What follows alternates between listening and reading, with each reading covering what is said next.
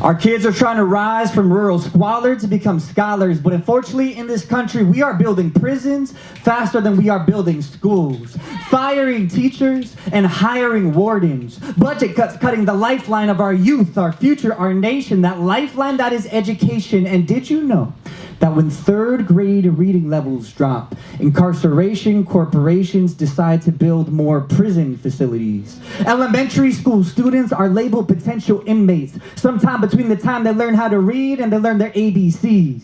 Later they make it to Algebra 1, solving equations like y equals mx plus b and the square root of a squared plus b squared equals c. But whoever said that a kid struggling with math or reading equals a criminal waiting to be? Now he's solving equations, equating this and that, you see, but this is not equality, more like inequality. Like I understand y is less than 2x plus 3, but still don't get why I'm treated less than two kids who grew up in the neighborhood next to me. I guess I never comprehend inequalities when the quality of my education is directly proportional to my number of dollars and inversely related to my level of poverty.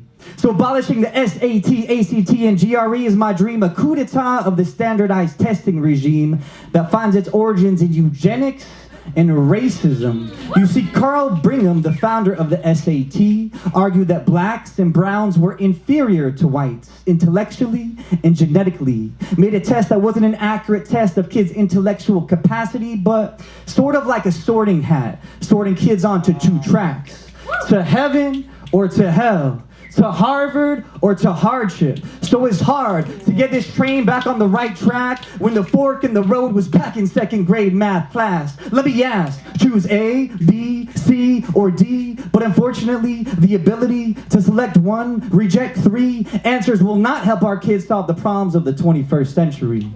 So like I said, abolishing the SAT, ACT, and GRE is my dream because I remember clearly the day that I took the GRE. I entered the testing facility and saw a man with a cold, lifeless stare. Told me, empty your pockets, put the belongings in the locker and locked it.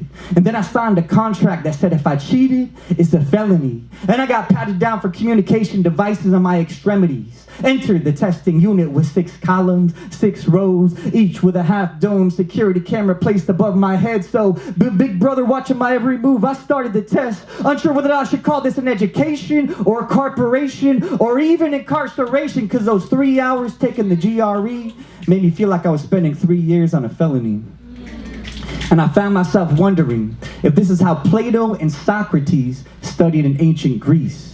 And if we're turning our schools into prisons, diplomas into dockets, and our children into hardened criminals, then how could we ever build a culture of peace?